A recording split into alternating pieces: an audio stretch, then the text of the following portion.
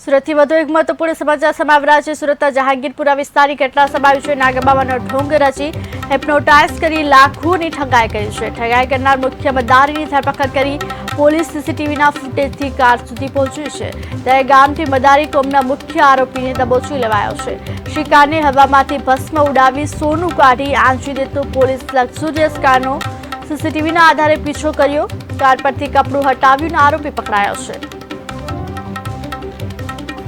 કારના સીસીટીવીના આધારે તેમનો પીછો કરવામાં આવ્યો હતો। કાર પરથી કપડું હટાવ્યું અને આરોપી પકડાયો છે।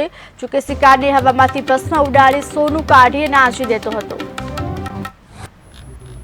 ચાલુ વર્ષના જાન્યુઆરી મહિનામાં જહાંગીરપુરા પોલીસ સ્ટેશનમાં એક બનાવ બનેલો, જેમાં સિનિયર સિટીઝન છે સવારે મંદિરે જતા હતા।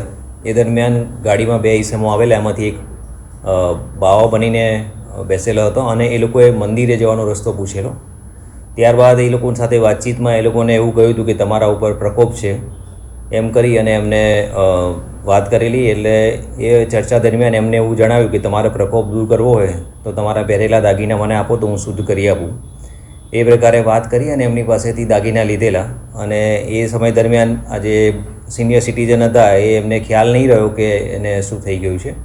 એ સમય દરમિયાન આ જે બંને બાવો અને જે ગાડીનો ચાલક હતો એ વાહન અને દાગીના લઈ અને જતા રહેલા હતા। તપાસ દરમિયાન ગાડીના નંબર આધારે જે આરોપી છે એને શોધી કાઢવામાં આવેલો છે અને સહ આરોપી છે એ પકડવાનો બાકી છે। જે પકડાયેલા આરોપી છે એના વિરુદ્ધમાં અગાઉ ગુના નોંધાયેલા છે એવું રેકોર્ડ પરથી જણાઈ આવેલું છે। અત્યારે એ જે તે વખતે 1,47,000 રૂપિયાની મતદાના એમની પાસેથી દાગીના લઈ ગયેલા છે અને અગાઉ જે ગુના છે એનું રેકોર્ડ ચેક કરવાનું ચાલુ છે। અમદાવાદમાં એના ગુના છે એવું હાલમાં એણે જણાવ્યું છે। રેકોર્ડની પરથી ખરાઈ કરવાની બાકી છે।